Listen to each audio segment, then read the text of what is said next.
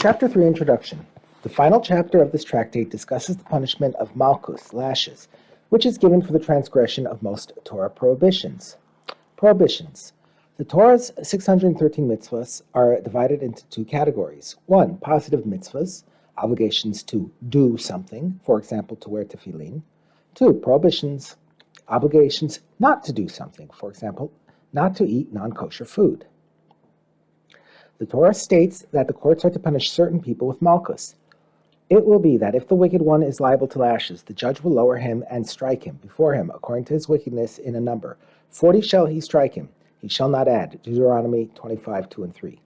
However, the Torah does not say who is to be punished with Makkos. The sages taught, Sifrei Deuteronomy 25:1, that Makkos are given for the violation of the Torah's prohibitions. As a rule, every prohibition is punished with Makkos, with a few general exceptions, such as 1. A prohibition that does not involve an action. For example, the prohibition against leaving over uneaten meat from an offering past the time when it must be eaten. Makkos are not given for transgressing this prohibition, because leaving over meat involves no action. A person transgresses the prohibition by not doing something, namely not eating the meat in its proper time. See Mishnah 3, note 6. 2. A prohibition that can be corrected by a commandment. When the Torah gives a specific commandment to follow after transgressing a prohibition, that commandment corrects the prohibition, and Makkos are not given for transgressing it. For example, the Torah states that if a person steals, he must return what he has stolen. This commandment corrects the transgression, and he is not given Makkos. See Mishnahs 3 and 4. Any prohibition that is subject to the death penalty is not punished with Makkos. Makkos. Although the Torah implies that 40 lashes are given, the sages interpret the verse to mean that only 39 lashes are given. See Mishnah 10.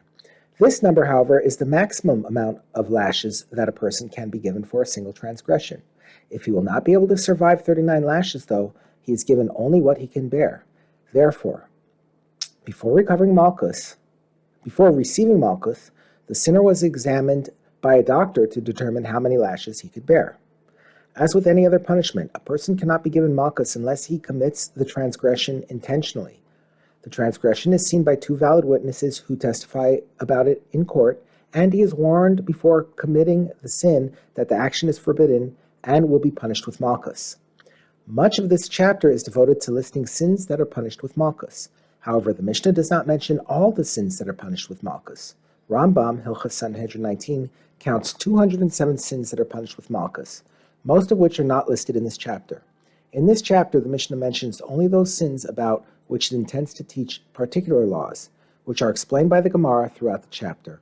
Rav to Mishnah 1.